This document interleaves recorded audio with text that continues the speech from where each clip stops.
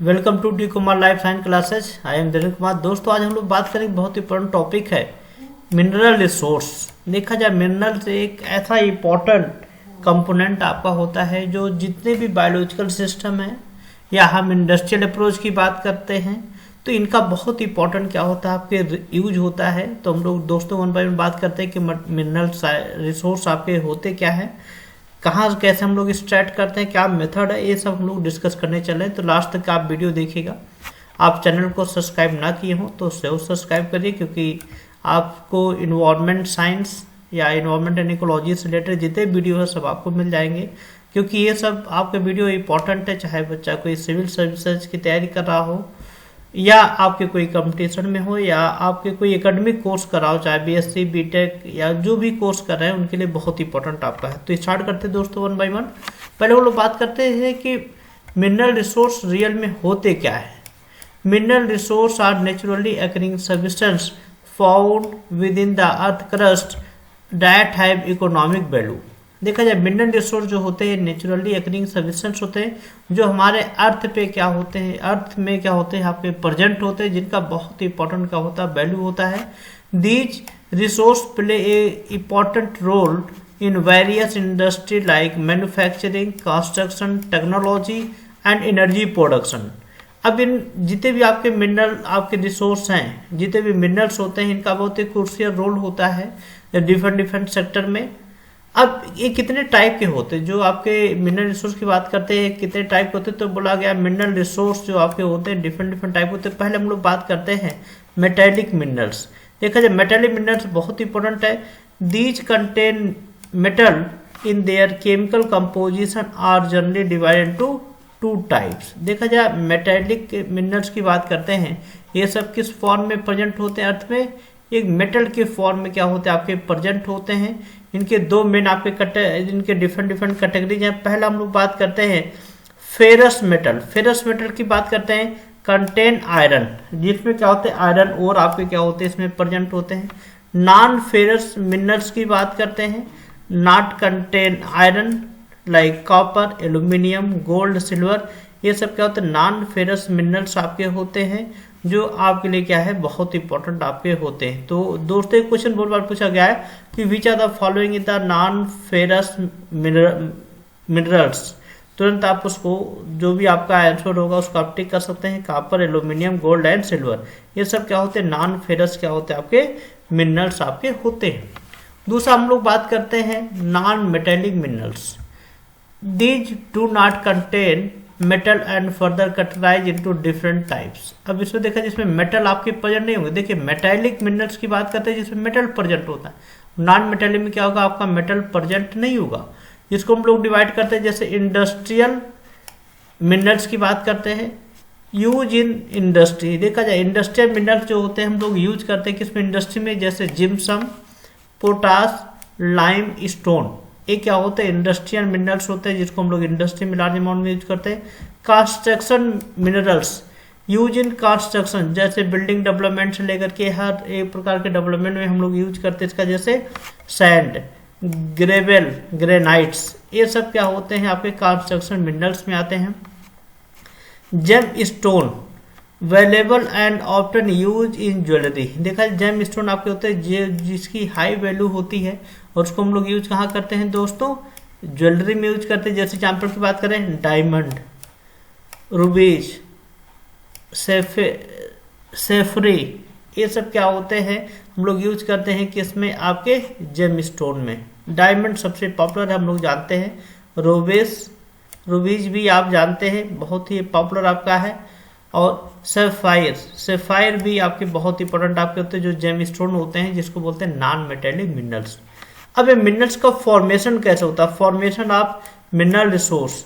Minerals form through geological process such as cooling, solidification of molten rock, precipitation from water and alteration of pre-existing rock।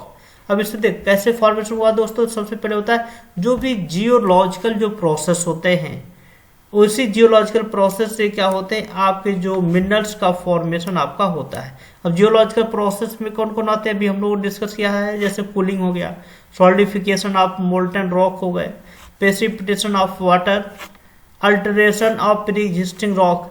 ये आपके क्या होते हैं, ये geological process होते हैं जिसमें क्या होता है आपके मिनरल्स का फॉर्मेशन आपके होते हैं।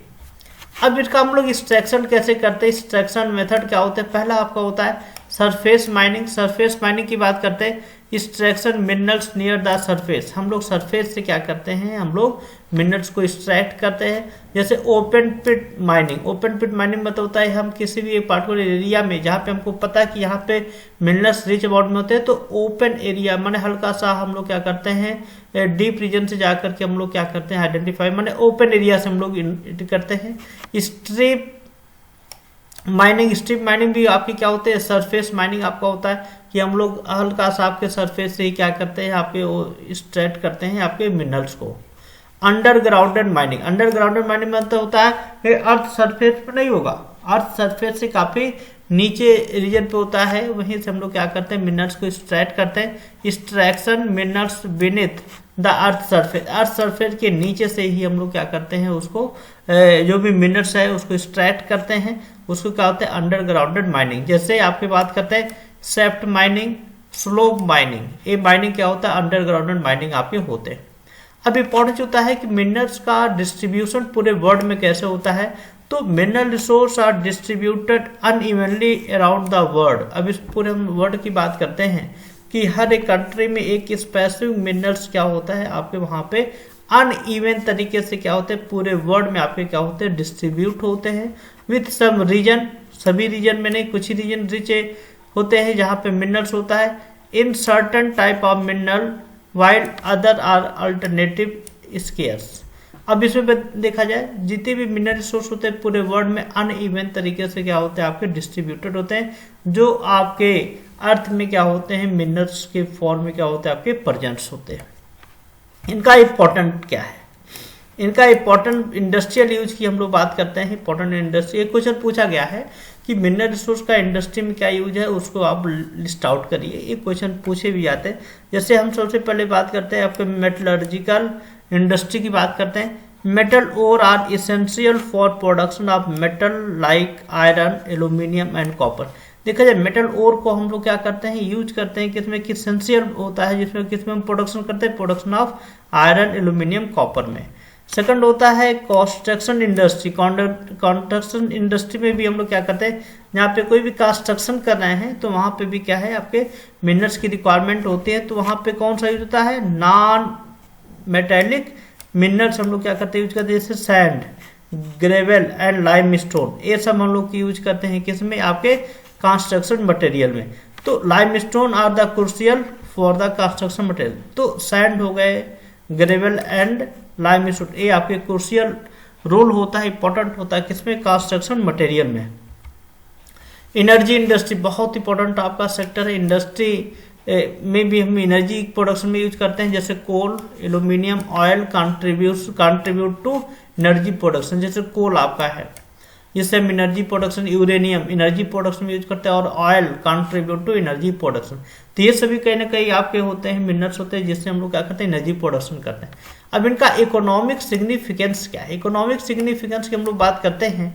Mineral resource are vital component of a country economic, contribute to GDP, employment and revenue through export. अब इसमें मिनरल रिसोर्स का बहुत इंपॉर्टेंट आपका रोल होता है क्योंकि वो किसी ना किसी कंट्री के इकोनॉमिक पे डायरेक्टली क्या होता है इन्फ्लुएंस करता है। यदि किसी भी कंट्री में किसी मिनरल का एक्सट्रैक्शन हो रहा है तो ये उससे कहीं ना कहीं आपके जीडीपी पे भी आपके क्या है बहुत बड़ा इम्पैक्ट आपको पड़ता है। अब ये अब इंपॉर्टेंट होता है जब मिनरल रिसोर्स की बात करते हैं तो कुछ चैलेंजेज आते हैं, तो कुछ आपके इशूज आते हैं। पहला जो इशूज होता है जब हम लोग माइनिंग करते हैं मिनरल्स को एक्सट्रैक्ट करते हैं तो रिसोर्स डिप्लेशन की बात करते हैं। Over exploitation of mineral resource can lead to depletion and scarcity. अब इसमें हम लोग बात करते हैं स्कार्सिटी की बात करते हैं तो मिनरल्स का हम ओवर प्रोडक्शन यदि हम लोग कर रहे हैं तो कहीं ना कहीं रिसोर्स डिप्लेशन आपके होते हैं। इन्वायरमेंटल इम्पैक्ट सबसे बड़ा होता है जब कहीं पे भी हम लोग एक्सट्रैक्शन करते हैं तो माइनिंग करते हैं, तो माइनिंग एक्टिविटी से क्या रिजल्ट होता है, डिफॉरेस्टेशन, लार्ज अमाउंट में लोग प्लांट कट करते हैं। सॉइल इरोजन, क्योंकि हम लोग वहाँ पे जब माइनिंग करेंगे तो ऊपर के सॉइल होंगे वो लॉस होंगे। एंड वाटर पॉल्यूशन, ये 3 आपके बहुत मेजर आपके इम्पैक्ट होते हैं, चैलेंजेस होते हैं, इशूज होते हैं किसके, आपके माइनिंग रिसोर्स माने माइनिंग में।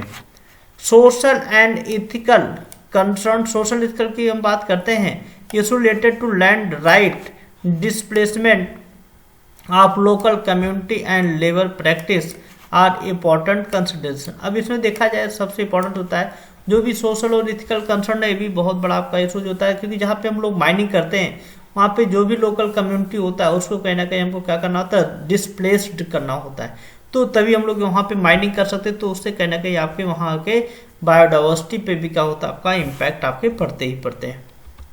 थैंक यू दोस्तों, लास्ट तक आप लोगों ने वीडियो देखा। नेक्स्ट लेक्चर में हम लोग बात करें, बहुत इंपॉर्टेंट आपका है, आपका मटेरियल साइकिल में बात करें किसी कार्बन साइकिल का। Thank you, all the best.